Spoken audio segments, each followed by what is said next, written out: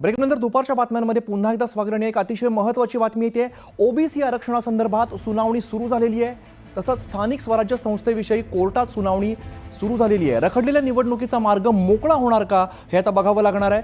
तसंच ओबीसी आरक्षणावरती कोणता निर्णय येणार हे पाहणं अत्यंत महत्त्वाचं असणार आहे. या क्षणाची आपण महत्त्वाची बातमी बघतोय. ओबीसी आरक्षणासंदर्भात सुनावणी सुरू झालेली आहे. स्थानिक स्वराज्य संस्थांविषयी कोर्टात सुनावणी सुरू झालेली आहे.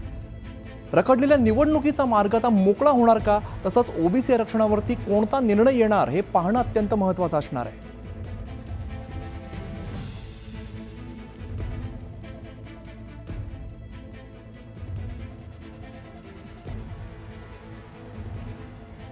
तर नवीन अपडेट समोर येतोय. आता निकाल जो आहे तो गुरुवारी येणार असं कोर्टानं सांगितलेलं आहे. या क्षणाची आपण मोठी अपडेट बघतोय. गुरुवारी आता या संदर्भातला निकाल येणार आहे. कोर्टाने 25 फेब्रुवारीला पुढचा निकाल येणार असं कोर्टानं सांगितलेलं आहे. या क्षणाची आपण मोठी बातमी बघतोय. तर प्रशांत लीला आमचे प्रतिनिधी अधिकची माहिती देत आहेत. प्रशांत, काय सध्याचे अपडेट समोर येत आहेत? सुप्रीम कोर्टामध्ये आज सुनावणी झाली. महत्वाचं म्हणजे जर बघितलं, तुषार मेहता यांनी युक्तिवाद करताना जे केंद्र सरकारचे आणि सॉलिसिटर जनरल त्यांनी स्पष्ट म्हटलं की हा अतिशय महत्वाचा विषय आहे आणि या विषयावर लवकरात लवकर सुनावणी घेण्याची गरज आहे. कारण की गेल्या अनेक वर्षांपासून स्थानिक स्वराज्य संस्थेच्या निवडणुका झाल्या नाही, त्यामुळे यावरती कोर्टाने यांचं म्हणणं ग्राह्य धरत आगामी 25 फेब्रुवारीला सुनावणी ठेवलेली आहे. महत्वाचं म्हणजे प्रयत्न असा होता केंद्र राज्य सरकारचा आणि इतरही याचिकाकर्ते आहेत त्यांचा प्रयत्न असा होता की लवकरात लवकर सुनावणी व्हावी. पण आता जर बघितलं या संदर्भात तर आता सुप्रीम कोर्टाने स्पष्ट केलं की 25 फेब्रुवारीला रोजी स्थानिक स्वराज्य संस्थेची सुनावणी होणार आहे. त्यामुळे असं म्हणता येईल की साधारणतः 1 महिन्यासाठी ही सुनावणी पुढे ढकलण्यात आली आहे. बरं, या क्षणाची आपण महत्त्वाची बातमी बघतोय. प्रेक्षकांना पुन्हा एकदा सांगूया, 25 फेब्रुवारीला आता इथून पुढे सुनावणी होणार आहे. या क्षणाची मोठी अपडेट समोर येते, मोठी बातमी समोर येते. ओबीसी आरक्षणासंदर्भात सुनावणी जी आहे ती पुढे ढकललेली आहे.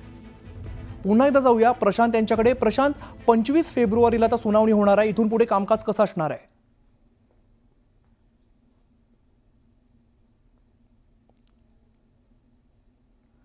तर प्रशांत यांच्याशी पुन्हा एकदा संपर्क साधण्याचा आपण प्रयत्न करूया. महत्त्वाची बातमी समोर येते. ओबीसी आरक्षणासंदर्भात सुनावणी पुढे गेलेली आहे.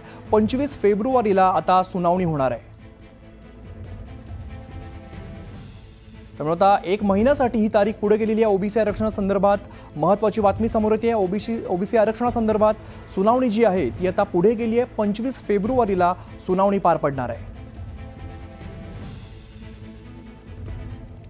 ओबीसी आरक्षणासंदर्भातली महत्त्वाची घडामोड म्हणावी लागेल. ओबीसी आरक्षणासंदर्भात सुनावणी जी आहे ती 1 महिना पुढे गेली आहे. इथून पुढची जी सुनावणी आहे ती 25 फेब्रुवारीला पार पडणार आहे.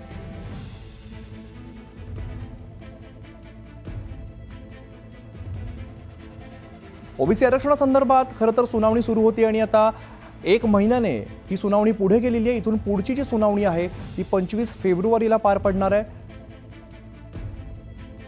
त्यामुळे 1 महिन्यानंतर आता ओबीसी आरक्षणावरती काय निर्णय होणार हे आपल्याला समजणार आहे. 25 फेब्रुवारीला इथून पुढची सुनावणी पार पडणार आहे. या क्षणाची मोठी बातमी म्हणावी लागेल. ओबीसी आरक्षणासंदर्भातली महत्त्वाची अपडेट आहे. ओबीसी आरक्षणासंदर्भात सुनावणी जी आहे ती आज पार पडत होती, ती आता इथून पुढे 1 महिन्यानंतर पार पडणार आहे. ओबीसी आरक्षणासंदर्भात सुनावणी जी आहे ती 1 महिना पुढे गेलेली आहे. 25 फेब्रुवारीला आता इथून पुढची सुनावणी होणार आहे. असं विचारलं की याच्यामध्ये ओबीसी रिझर्वेशनचा जो व्हायरस चॅलेंज झालेला आहे तर त्याच्या सुनावणीसाठी वेळ लागेल. पण आज राज्य सरकारतर्फे सुद्धा क्लिअर केलं आणि आम्ही सुद्धा क्लिअर केलं की ओबीसीच्या राजकीय आरक्षणाचा जो विषय आहे तो आता पूर्णपणे क्लिअर झालेला आहे आणि आता त्या विषयावर जे आहे कुठल्याही पार्टीमध्ये मतभेद नाही किंवा त्याचा व्हायरस चॅलेंज नाही आहे. त्यामुळे मग सर्वोच्च न्यायालयाने सांगितलं, सुरुवातीला 5 फेब्रुवारी अशी होती पण त्या दिवशी दिल्लीचे इलेक्शन्स आहेत तर पुढची तारीख जी आहे ती सर्वोच्च न्यायालयाने आता 25 तारीख दिलेली आहे. आता आजच्या सुनावणीमधलं एक फलित असं आहे की ओबीसी आरक्षण याच्यासाठी जे गुंता झालेला होता आणि त्याच्यासाठी जी मोठ्या प्रकरणावर जी प्रकरणं होती तर त्यातला आज एक मोठा रिझॉल्व्ह झालेला आहे. राज्य सरकारच्या वतीने सुद्धा जे आहे ते सॉलिसिटर जनरल तुषार मेहता यांनी आज येऊन न्यायालयासमोर स्पष्ट केलं की आम्हाला सुद्धा आता लवकरात लवकर निवडणुका घ्यायच्या आहेत. त्यामुळे या प्रकरणाची सुनावणी घेण्यासाठी तर मग सर्वोच्च न्यायालयाने विचारलं की साधारणतः दोन्ही पक्षांना किती वेळ लागेल. तर याचिकाकर्त्यांच्या वतीने आम्ही सांगितलं की आमच्या बाजूनी जे आहे तर आता सगळे मुद्दे जे आहेत ते संकलित झालेले आहेत. अर्धा तासाच्या वर सुनावणीस वेळ लागणार नाही.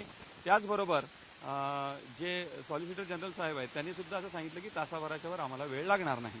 अशा जे 92 नगर परिषदा आहे त्या ओबीसी आरक्षणासह त्याची निवडणूक होणार की ओबीसी आरक्षणाविना होणार? तर हाच जो महत्वाचा मुद्दा आहे तो सर्वोच्च न्यायालयासमोर आता त्याच्यासमोर सुनावणी डिटेल होईल. त्याचं कारण असं आहे आता की त्या नगरपालिकांमध्ये यापूर्वी सर्वोच्च न्यायालयाने सांगितलंय की ओबीसी शिवाय तुम्ही निवडणूक कार्यक्रम पुढे न्या. तसं ते 28 जुलै 2022च्या आदेशामध्ये स्पष्ट करण्यात आलेलं आहे. पण आता राज्य सरकारने त्यामध्ये एक रिव्ह्यू ऍप्लिकेशन दाखल केलेलं आहे आणि त्यावर सुनावणी होऊन 22 ऑगस्ट 2022 रोजी हा स्टेटस को दिला होता. त्यामुळं सर्वोच्च न्यायालयासमोर या 92 नगरपालिकांमध्ये ओबीसी आरक्षण द्यायचं का नाही याविषयी मात्र निश्चित सुनावणी होईल. कारण जर त्याच्यामध्ये ओबीसी रिझर्वेशन द्यायचं असेल तर आपण बघितलं 25 तारखेला 25 फेब्रुवारीला इथून पुढची सुनावणी होणार आहे. तर दुपारच्या बातम्यांमध्ये आपण आत्तापर्यंत घडलेल्या सगळ्याच्या महत्त्वाच्या बातम्या त्याचा सविस्तर आढावा घेतलेला आहे. वाल्मिक कराड संदर्भात अनेक अपडेट्स समोर येत आहेत. तर दुसरीकडे आंतरवाली सराटीमध्ये मनोज जरांगे पाटलांचं उपोषण सुरू आहे.